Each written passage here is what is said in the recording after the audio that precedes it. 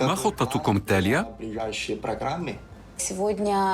تقام اليوم حفلة موسيقية مثيرة جدا في شنغهاي، حيث يغني مطرب الجاز الشاب مايكل مايو في مركز لينكولن الثقافي. ستصلين في الوقت؟ أعتقد نعم. نعم، فما زال هناك وقت.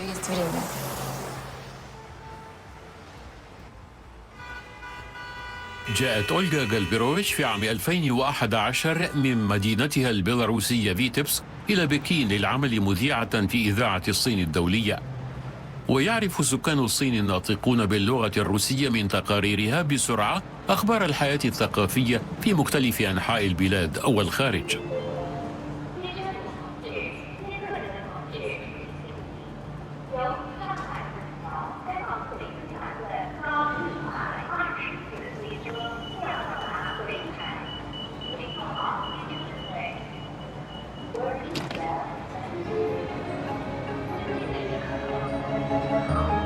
المسافة بين بكين وشنغهاي 1318 كيلومترا، وقبل عدة سنوات كانوا يقطعون المسافة بالسكك الحديدية التي أنشئت قبل 100 عام خلال أكثر من 10 ساعات. ومع ظهور أطول سكة حديدية وقطار فائق السرعة يسير عليها، قل وقت السفر إلى 5 ساعات في البداية وإلى 4 ساعات و18 دقيقة منذ عام 2017. تشير تقديرات الخبراء إلى أن كل دقيقة يوفرها الركاب في الطريق من بكين إلى شنغهاي تجذب ملايين الدولارات للاقتصاد الصيني. لقد أصبح من الممكن العيش في عاصمة والعمل في أخرى، وأخذ سكان المناطق السكنية التي تقع على الطريق يتنقلون بنشاط أكثر، كما يزداد عدد المشاريع المشتركة وتزدهر التجارة والسياحة الداخلية، وتصبح بكين وشنغهاي أقرب. منذ زمن بعيد يناقش العالم المعجزة الاقتصادية الصينية، أما الآن فنرى ظاهرة جديدة متميزة ألا وهي السرعة.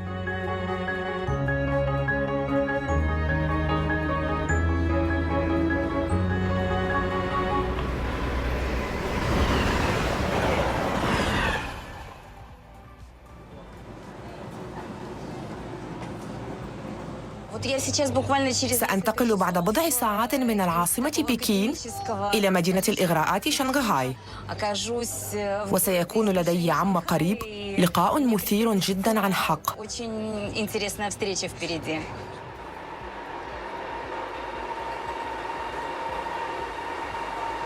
يعد القطار السريع هارمونيا الآن أشهر وسيلة نقل بين المدن في الصين، إذ أنه تفوق حتى الآن على الطائرة. وقت السفر متساو تقريبا إذا أخذنا بعين الاعتبار الطريق إلى المطار وعملية التفتيش الطويلة، علما بأن ثمن التذاكر حتى في عربة الدرجة الأولى أقل بكثير. وإذا سافرت بعربة الدرجة الثانية فبإمكانك أن توفر بشكل معقول. يتغير المزاج ويتغير الأفراد، ولكن الأهم تضاف السرعة التي يمكن استخدامها بشكل رائع في العمل.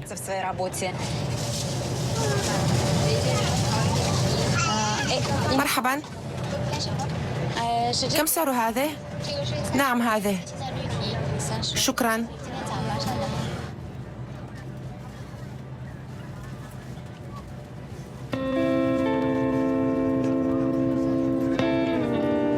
إذا كانت السرعة تجعل عمل أولغا أسهل، فإن بالنسبة لسائق القطار مياو جينغ مجرد عمل. هناك إشارة بيضاء في طريق القطار، وعلى لوحة التحكم إشارة خضراء.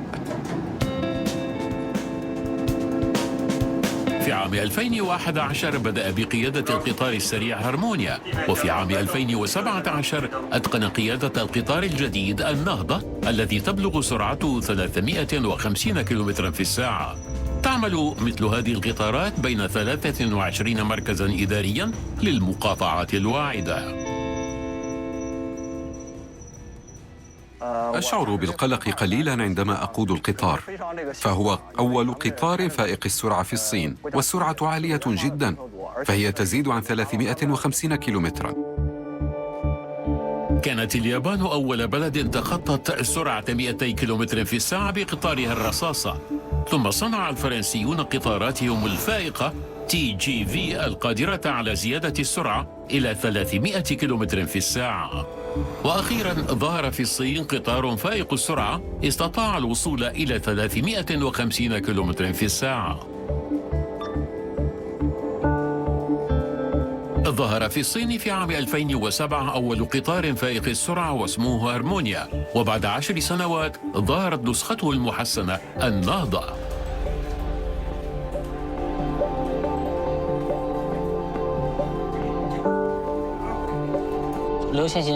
نرى هنا تصميم شكل انسيابي لعربة القطار الأولى، وتسمح انسيابية الشكل بالتغلب على مقاومة الهواء، كما ينبغي إكساب الشكل مظهراً جميلاً. الصورة التي ألهمت المصممين الصينيين لصنع القطار هارمونيا هي الشلال الذي يندفع من أعالي الجبال. الدينامية، الجرأة والطاقة. عندما يسير القطار بسرعة تزيد عن 300 كيلومتر في الساعة ينضغط الهواء المحيط بالقطار بشدة وكأنما يخترق القطار جدارا من الطوب، وإذا لم تكن متانة المعدن كافية فإن ضغط الهواء سيفلتح الجزء الأمامي. لكننا من جهة أخرى إذا زدنا كتلة المعدن أكثر من اللازم فستقل السرعة، والحل هو استخدام جدران مجوفة متينة من رقائق الصلب القوية والخفيفة للغاية. تؤخذ خلال التصميم أكبر قوة للمقاومة، ولتحديد عيوب التصميم يختبر نموذج مصغر في نفق للريح.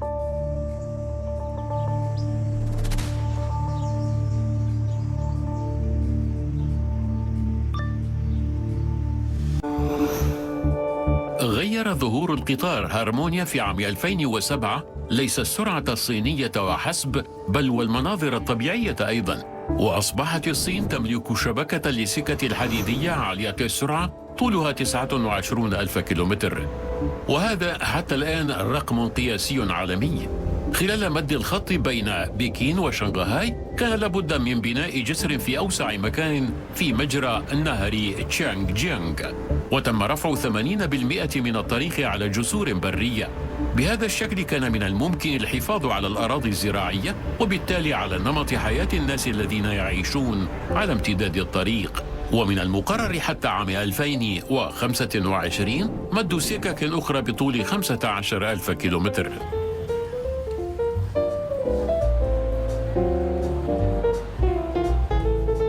إذا كانت بكين عاصمة سياسية وثقافية فإن شنغهاي أكثر مدن الصين كثافة بالسكان، وهي العاصمة المالية والإبداعية أيضاً.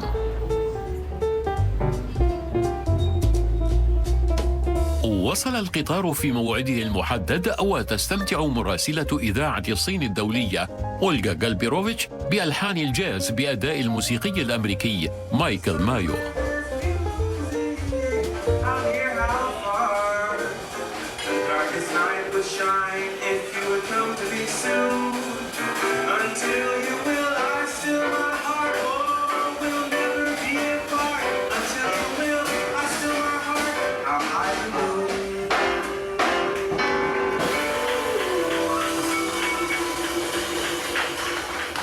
سجلت أولغا بعد الحفلة حديثا مع موسيقي الجاز سيتم بثه غدا بإذاعة الصين الدولية.